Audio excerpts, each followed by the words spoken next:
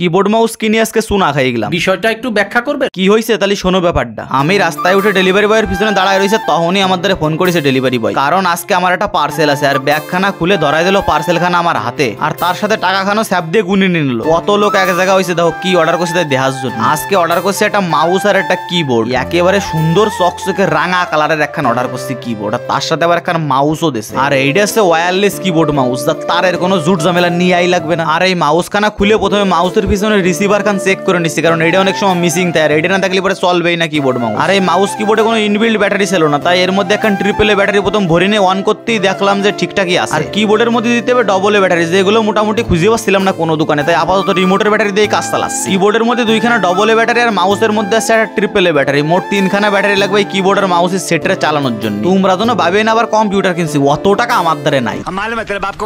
আপাতত এইখান ফোনেই চালাবো, আর যদি কোনোদিনও কম্পিউটার কিনি তাহলে সেই সময় কাজে লাগবে না। এবার রিসিভার খান ফোনের মধ্যে লাগাই দিলাম, তাও দিয়ে কোনো কাজ হচ্ছে না।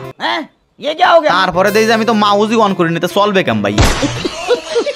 এবার মাউস খানা অন করে নেওয়ার পরে রীতিমতো কাজ হচ্ছে, আরো বোতাম খান দাও ফোনের উপরে দৌড়ই বেড়াচ্ছে। তোমরা কারা কারা কিবোর্ড মাউস একবার হলেও ফোনের সাথে ব্যবহার করেছো তারা কমেন্ট করে জানাও। কিন্তু খানিকক্ষণ ব্যবহার করার পরে দেখতে পারলাম যে কিবোর্ড মাউসের কানেকশন কান থাইয়ে থাইয়ে সাইডে দিচ্ছে। এরকমটা যে কেন আসছে আমি তো কিছুই বুঝতে পারতেছি না। কি কারণে এরকম সমস্যা হচ্ছে তোমাকে জানা থাকলে কমেন্ট করে জানাইও। আর ভিডিও খানা ভালো লাগলে লাইক সাবস্ক্রাইব করে বেল নোটিফিকেশনটা অন করে দিও।